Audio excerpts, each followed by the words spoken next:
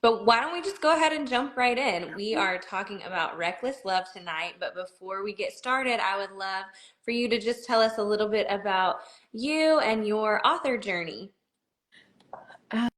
Okay, yes, I have been writing a very long time. I love writing. It's what I'm passionate about, and I've done it since I was a little girl, whether it's poems or songs or angsty stories. So I'm just happy that people read them now. So Well, I think I'm not the only one that would be interested in those songs. I yeah, I've got a bunch. Well, speaking about reckless love, can you give us like a spoiler-free-ish summary about the book and then tell us a little bit about the series it's part of? Yes. So, Reckless Love is book three. It can be read as a standalone, but it's book three in the Single Dad Playbook series. And Rhodes is a single dad, and he plays in for the Mustangs. It's a football team in Colorado. And Elle is his best friend since college, and she has become a cheerleader for the Mustangs. And she's um, oh, hi Nadia. She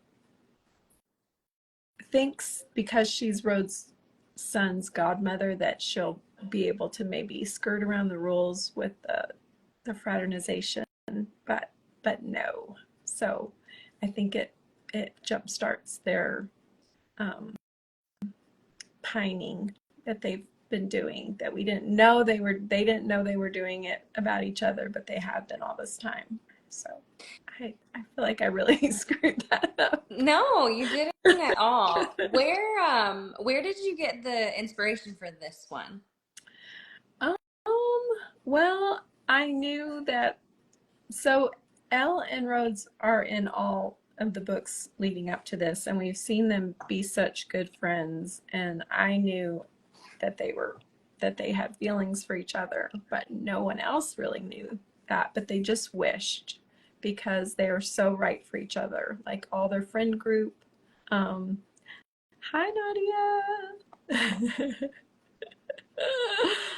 um, Yes, so everyone in their friend group knows they're meant to be, and they made a pact in college that they would never let anything get in their way of being anything but best friends. So they really take that seriously, but then there comes a time when they just have to admit how they really feel. So, how do you approach writing multiple points of view? um, I just sometimes it can take a while to really get in that character's head. So really the first five chapters I go back and redo and redo and redo because I just want it to have the tone that feels like the most like them.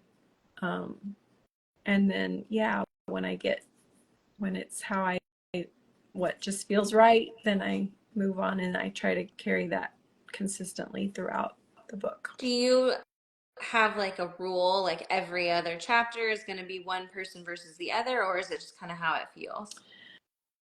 I've done it all kinds of ways, and like with this book, I did past and present chapters, like then and now, and some of them would be in his POV, and some of them would be in hers. And um, I I did I write in Scrivener. I don't know if you're familiar with that, but it is a writing program, and so you can color code and do all kinds of things. But I did plan ahead, like this is going to be this person, so it could stay consistent throughout.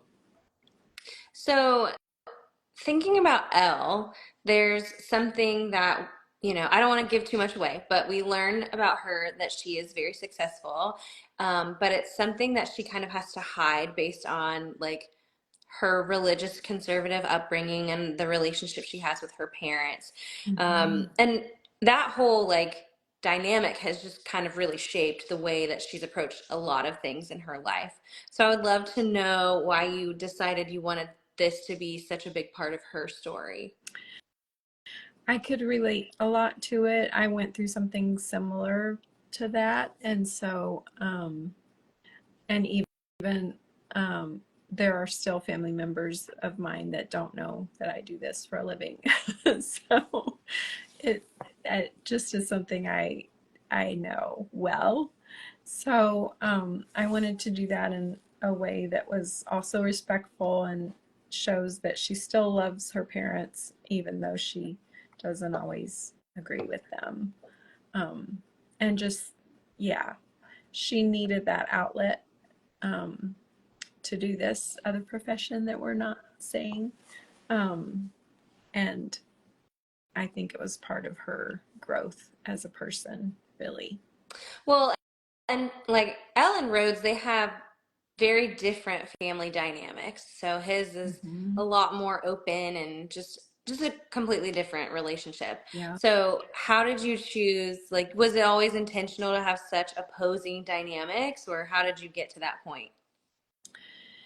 Yes, I knew right away that, well, Elle's family is just more complicated as far as what Elle shows them of herself. And um, they love her, but they have a way they want her to be.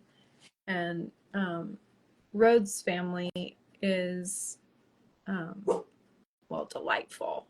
Um, and it would seem like they could be complicated because they're very wealthy. His dad is an actor, very successful. His mom is a successful model, and like Rhodes could be a spoiled brat, but he's not. So I like that juxtaposition with everything where it could seem like it's supposed to be this way, but it's not.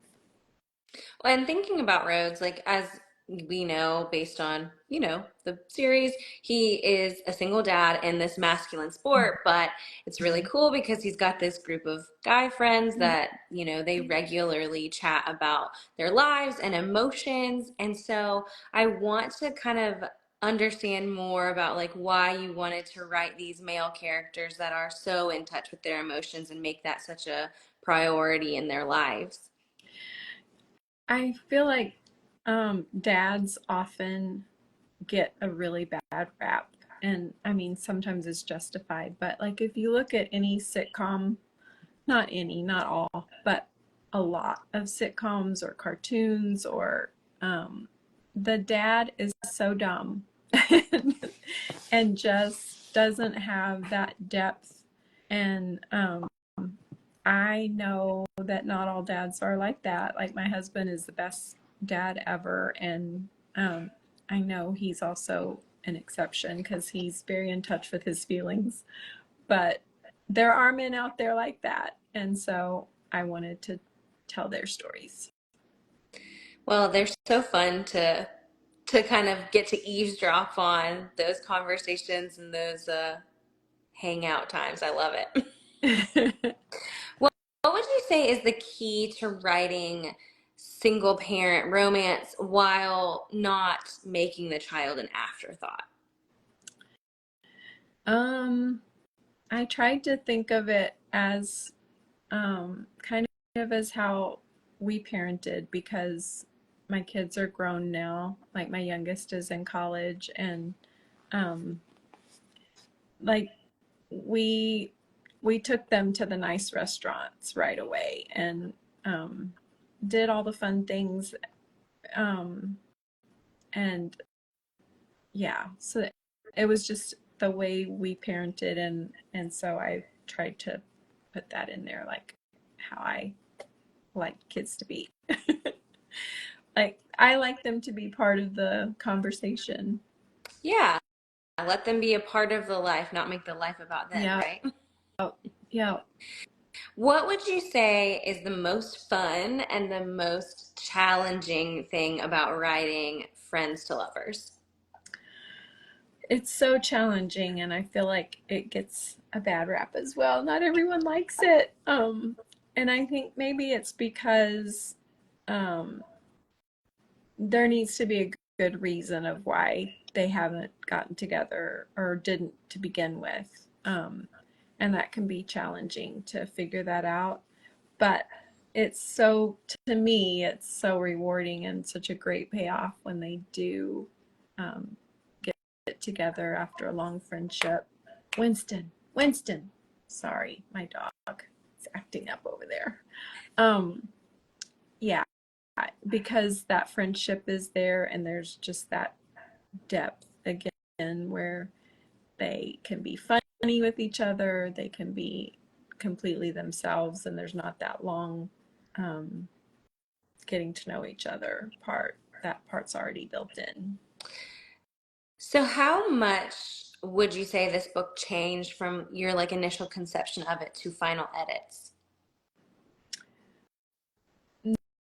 Not much, really. Yeah, some books I do have to go back and rework a lot, and this one I didn't really.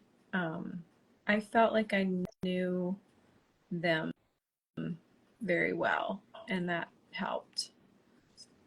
Yeah, definitely. I'm sure that's so rewarding too because you're not like going back and forth questioning certain things. So that's great. Mm-hmm. Yes. Yeah. It just, I don't know. That one flowed. They don't always flow that easily. Here's hoping the rest of them do too. Yes. If readers could only take away one thing from this book, what would you want it to be? Um, I feel like it's really heartwarming. It really is. It's a great one. I do. I think that there's that element of friends to lovers, and I know what you mean about it getting like a lot of hate, but friends to lovers, I feel like is just there's that connection already pre-existing, so you can skip over a Mm-hmm. lot of the like uncomfortable get to know you bits, Right. and it does really make it pretty heartwarming. Yeah. I love that part. And yet with this one, I wanted to know I still wanted to know their beginnings. I still wanted to see their meeting and get to know how they kind of grew and Well, and not that you need my opinion here, but I think it does help build like that little bit of angst and like zings as mhm. to like when things happened the way they did. So I really Yeah, enjoy that dynamic, the kind of flashback parts. great. Thank you. I'm glad because yeah, you hear mixed things about that as well, but I wanted any past chapters to flow, like be purposeful and flow into the present, for there to be a reason why that specific past scene was talked about. You know what I mean? Yeah, absolutely. Well, I always love to ask. Sometimes people don't have an answer, but it's totally okay if you don't. Um, if you fan cast these characters, who would you fan cast them as? Oh, um, let's see. I've got this written down somewhere because you're not the first person who's wanted to know that. I think People like on the Instagram, someone, visual. yes. Um, Michael Evans Bailing or Quincy Isaiah. Quincy Isaiah, I think he's like 6'3" and played Magic Johnson, and he was a professional, and he was a former football player. So that one seems good. And for the girl, Zendaya or Jenna Ortega. That's so fun. Yeah, that would be a dream cast. I love the height difference too. Like, I think Zendaya or not Zendaya. I think that Jenna Ortega is like an inch shorter than me, or maybe my exact height. And I always like I don't think of myself as short. Like I know that I'm short, but it's not something I'm constantly thinking about. But like Yeah. anytime I see her on TV, I'm just like, oh my gosh, that's how short I am. How tall is she? I don't know. I think she's like 5'1", Okay. 5'1" or 5'2". I'm 5'2". I think we're the same height. I could be wrong there. But Mhm. either way, I love that height difference. That's always such a fun, like, dynamic in romances when there's such a like significant height difference. Yes. I just watched that Reese Witherspoon and Will Ferrell movie. I haven't It was so, seen it yet. it's really cute. But I think she's 5'1" and he's really tall. So, yeah. So, if you could just maybe receive advice to yourself when you were first starting out, or give advice to others that are starting out or just want some, what would you give them about like writing and anything that you think they would need to know? um, Learn how to find a lane and pivot. Two very different Mhm. things. Be flexible. Yes. Well, what's next for you? Well, the next book in this will be coming out April 10th. So yes, and I'm so excited. And the audio, I can't wait to hear the audio in that one too. Got a little surprise with that. And yeah, I'll be at the Phoenix signing next week, Wild and Windy West, and Wild and Windy in Chicago in May. That's so fun. Well, I'm excited. I'm excited for you. I'm excited for the next book in the series, and Thank I know that other you. people are too. Thank you so much for joining me to chat about Reckless Love, which it is available now for everyone, right? It is, Okay. yep. It is out. It's out in KU. It's, yeah, paperbacks, audio, all of it. So everybody needs to go read it now if you Yes, haven't, and don't forget to please. review. Thank you so much for joining me. Have a great Thank evening. you. You too. Thanks for having me. Bye, everyone.